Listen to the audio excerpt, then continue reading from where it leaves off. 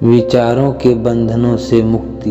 एक मित्र ने एक दुकान में एक भिक्षु की सुंदर मूर्ति देखी और उसे अपने घर में सजा कर रखने के लिए खरीद लिया।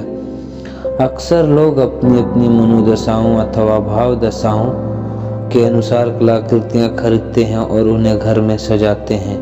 इस मित्र को ध्यान में गहरी रुचि है और भिक्षु की मूर्ति को देखकर उन्हें ध्यान का स्मरण बना रहेगा। इस भाव से उस मूर्ति को लाकर उन्होंने अपने घर में स्थापित कर दिया।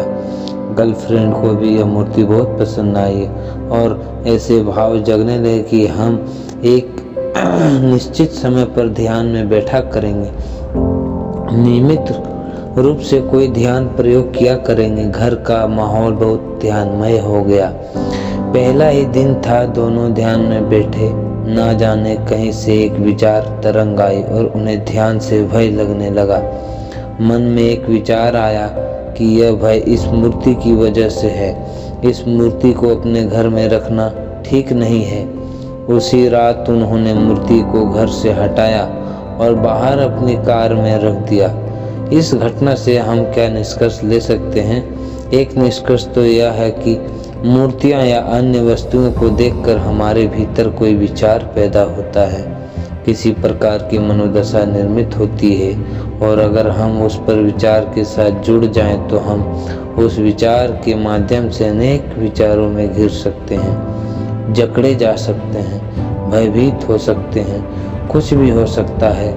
मूर्ति अथवा बाहर की किसी वस्तु ने हमारे भीतर विचार को ट्रिगर किया, उकसाया और विचार की प्रक्रिया शुरू हो गई। थोड़ी देर में दिखाई पड़ा कि हम विचार के जाल में फंस चुके हैं।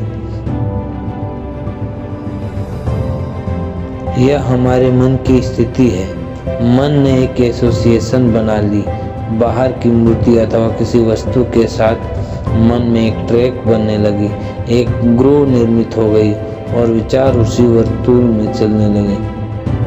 हमें कुछ विचार प्रिय लगते हैं और कुछ अप्रिय लगते हैं। प्रिय लगने वाले विचार कल्पना सुख देते हैं और अप्रिय विचार कल्पना दुख देते हैं, भयभीत करते हैं। कल्पना सुख हम बनाए रखना चाहते हैं और कल्पना के भय से भागने लगते हैं। लेकिन एक बात सुनिश्चित हो जाती है कि विचार के विधायक अथवा नकारात्मक कल्पनाओं को जन्म दिया और हम उसमें बंध गए।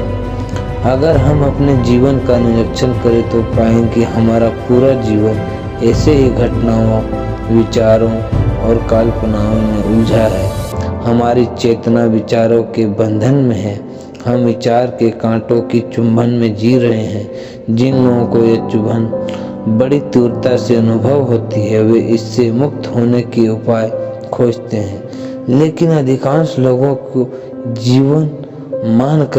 इसी जीवन को मानकर अपने विचारों में खोए रहते हैं, घिरे रहते हैं। अधिकांश लोग बुरे विचारों से बचने के लिए अच्छे विचारों की तलाश करते हैं, लेकिन उन्हें यह महसूस नहीं होता है कि विचार ही बंधन है, चाहे वह कैसा हो।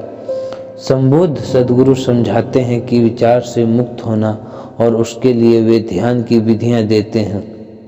विधियां अनेक हैं क्योंकि उनके प्रकार के लोग ओशो ने आज तक इजाद की गई सभी ध्यान विधियां को समसामयिक बनाकर आज की भाषा में हमारे सामने उनके रहस्यमय खोल दिए हैं और जिसको जो विधि रास आए उसका उपयोग करें और विचारों के पार ध्यान की गहराइयों में डूबे।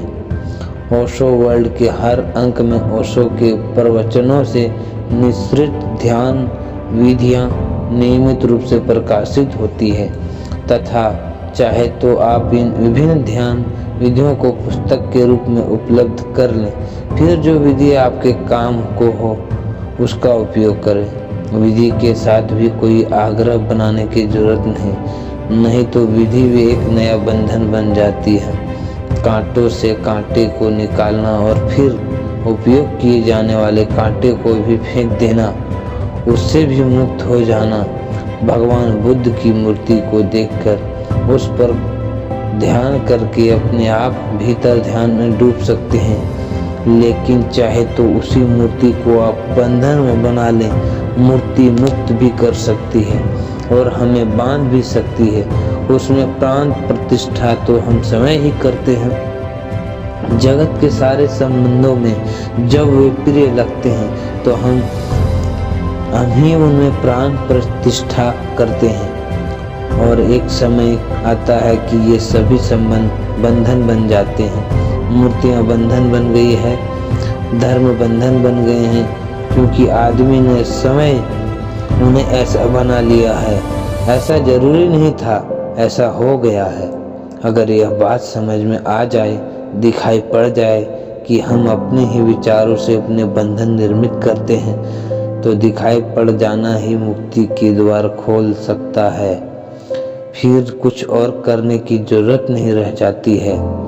कोपले फिर फूट आई कि एक प्रवचन के अंत में ओशो कहते हैं, अंग्रेजी में कहावत है कि it is better to do something than nothing, और मैं तुमसे यह कह रहा हूँ, it is better to do nothing than something.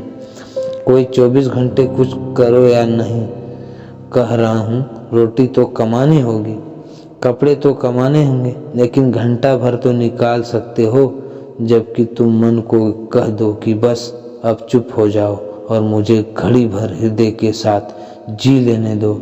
इतना मैं तुम्हें विश्वास दिलाता हूँ कि मन के 23 घंटे और हृदय के पास 1 घंटा जीत हृदय की होने वाली। तो दोस्तों, हम अब बता रहे थे ओशो की कहानी, और इसी तरह कहानी सुनने के लिए हमारे YouTube चैनल को सब्सक्राइब करें, लाइक करें, शेयर करें।